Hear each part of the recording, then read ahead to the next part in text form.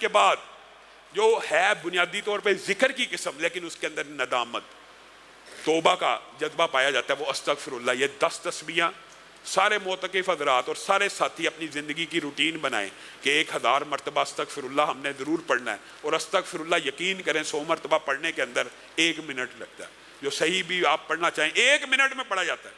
1000 دفعہ پڑھ لیں گے تو کیا فرق آ جائے گا؟ پھر استغفر اللہ الذی لا الہ الا هو الحی القیوم واتوب الیہ، اور جو سید الاستغفار ہے اللہم انت ربی لا الہ الا انت خلقتنی وانا عبدک وانا علی عہدک ووعدک ما استطعت، یہ یاد کریں، یہ یاد کریں، اعوذ بک من شر ما صنعت ابوء لک بنعمتک علی وابوء لک بذنبی فاغفر لی فانہ لا یغفر الذنوب الا انت۔ انشاءاللہ قاری امجد صاحب یہ وظائف آپ کو یاد کروائیں گے، معتکف حضرات جتنے بھی ہیں یہ یاد کر لیں۔ 1 مرتبہ کا یاد کرنے کا اس اکیلے سید الاستغفار کے بارے میں حدیث کیا جس نے 1 مرتبہ، یہ 1 دفعہ پڑھنا ہے، 1 مرتبہ صبح اور 1 مرتبہ شام، جو بندہ پڑھے گا اللہ تعالیٰ اس کے اوپر جنت کو واجب کر دے گا 1 دفعہ پڑھنے سے۔ یہ سید الاستغفار سیکھیں، اور استغفر اللہ الذی لا الہ الا هو الحی القیوم واتوب الیہ۔ اگر کوئی بندہ میدان جنگ چھوڑ کے بھاگا ہو، مسلمانوں کو دھوکہ دے کے بھاگا ہو، وہ بھی پڑھ لے تو اللہ اس کے گناہوں کو بھی معاف کر دے 1 مرتبہ۔ اور استغفر اللہ کی تسبیحات آپ زیادہ کریں، اور جو آخری وظیفہ، یہ سارے وظائف اگر آپ اکٹھے پڑھیں گے اس کا فائدہ آپ اپنی آنکھوں سے مشاہدہ، رزق کی برکات، مشکلات سے دور، جنات جادو سے بچنے کا۔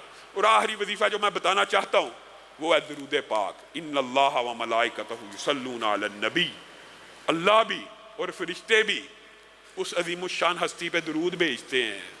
وہ آسمان والے، وہ بلندیوں پہ رہنے والے جس ہستی کے اوپر درود بھیجتے ہیں، زمین اور پستیوں پہ رہنے والوں، اگر تم اس کے اوپر درود بھیجو گے اللہ تعالیٰ تمہیں بھی عروج نصیب کرے گا۔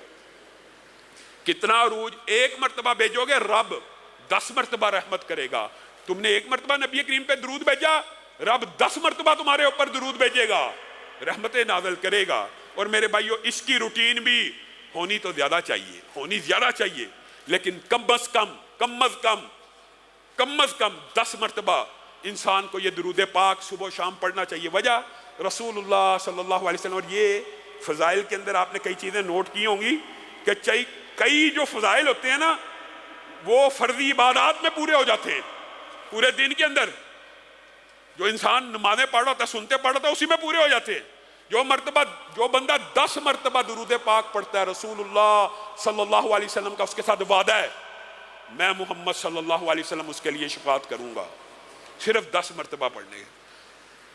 اور ابی ابن کعب کی حدیث آپ نے سنی ہے، یاد ہونی چاہیے، جو بندہ زیادہ پڑھے گا اس کا اجر و ثواب کیا؟ ابی ابن کعب نے کہا میں درود پڑھنا چاہتا ہوں، آپ کے اوپر کتنا پڑھوں؟ مفہوم رہا کروں، جتنا چاہتا ہے، 1/4 اگر بڑھا لے گا تو تیرے لیے فائدہ، نصف بڑھا لے گا تیرے لیے فائدہ ہے، 2/3 بڑھا لے گا تیرے لیے فائدہ ہے۔ اے اللہ کے رسول پھر اپنے ذکر کے سارے اوقات آپ کے اوپر درود بھیجنے پہ وقف کرتا ہوں۔ کہا پھر تو غموں سے بچ جائے گا، تیری ساری مشکلات دور ہو جائیں گی، تیرے سارے گناہوں کو معاف کر دیا جائے گا۔ بتائیے، جو جتنا زیادہ پڑھے گا، رسول اللہ نے گارنٹی دی ہے، وعدہ کیا ہے، جو میرے اوپر جتنا زیادہ درود بھیجے گا کل قیامت کے دن اتنا ہی میرے قریب ہوگا۔ اور ذہن میں ڈاکٹر حماد لکھوی صاحب کا واقعہ آ گیا۔ بہت سے لوگ مخفی طور پہ یہ سوال بھی پوچھتے ہیں، بات آئی ہے ضمناً تو یہ بات بھی بیان کر دیتا ہوں۔ ہمیں رسول اللہ صلی اللہ علیہ وسلم کی خواب میں زیارت نہیں ہوتی۔ رسول اللہ صلی اللہ علیہ وسلم کی خواب میں زیارت کے لیے بعض لوگوں نے یہ بات کی ہے، اور ہمارے ڈاکٹر حماد لکھوی صاحب جو پنجاب یونیورسٹی کے ڈین ہیں، انہوں نے اپنا خود واقعہ بیان کیا ہے کہ میں مدینہ پہنچا اور میں نے کہا میں نے رسول اللہ کی بارگاہ میں بہت زیادہ تحفہ بھیجنا درود پاک کا۔ میں درود پاک پڑھتا رہا یہاں تک کہ رسول اللہ صلی اللہ علیہ وسلم کی زیارت ہو گئی۔ درود پاک رسول اللہ صلی اللہ علیہ وسلم کی زیارت کی نیت سے پڑھنا بھی یہ بھی درست ہے، لیکن یہ ضروری نہیں ہے ہر ایک کو ہو جائے۔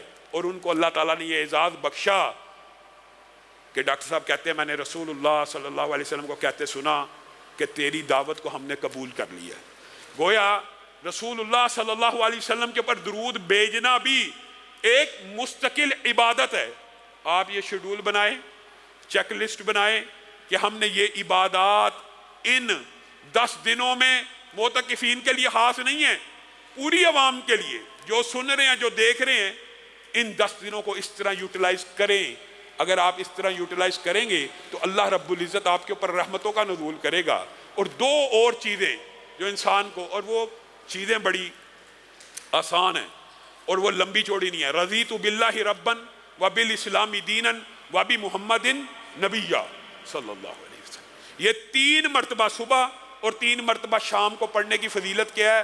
رسول اللہ صلی اللہ علیہ وسلم نے کہا، یہ کہنا نا رضیت باللہ ربا، اے اللہ میں تیرے رب ہونے پہ راضی ہوں، اس کے بدلے میں کل قیامت کے دن رب اس کے اوپر راضی ہو جائے گا. بتائیے صرف 3 مرتبہ پڑھنے والے کو رسول اللہ صلی اللہ علیہ وسلم نے فرمایا کل قیامت کے دن ہاتھ پکڑ کے جنت میں لے جاؤں گا.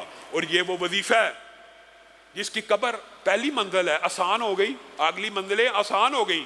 رضیت باللہ ربا وبالاسلام دینا وبمحمد نبیا. یہ سبق ہے، یہی سبق قبر میں پوچھا جانا ہے. اور قبر کے اندر جو بندہ صبح و شام ہر روز 3 مرتبہ یہ پڑھ رہا، کیا سبق بھول جائے گا؟ نہیں بھولے گا. پھر ایک بات ہے، اللہم اجرنی من النار، صبح شام پڑھنا چاہیے اور اللہ تعالیٰ اس کو آگ سے محفوظ کر دیتا ہے. 2 حفاظت کے اس کے علاوہ اہم وظیفے ہیں، وہ بھی آپ نے ذہن میں رکھنے ہیں. اور ان کی تعداد جتنی بڑھائیں گے آپ کو فائدہ، لیکن کم از کم اعوذ بکلمات اللہ التامات من شر ما خلق 3 مرتبہ پڑھنے والے کو مسجد میں داخل ہو رہے ہیں، بازار میں داخل ہو رہے ہیں، گھر میں داخل ہو رہے ہیں، گاڑی پہ بیٹھ رہے ہیں، گاڑی سے اتر رہے ہیں، جہاں جس نیت سے 3 مرتبہ پڑھ لیا وہاں اس کو کبھی نقصان نہیں پہنچ سکتا جب تک وہ وہاں سے ٹریول شروع نہ کرے. 3 مرتبہ پڑھنا مشکل ہے.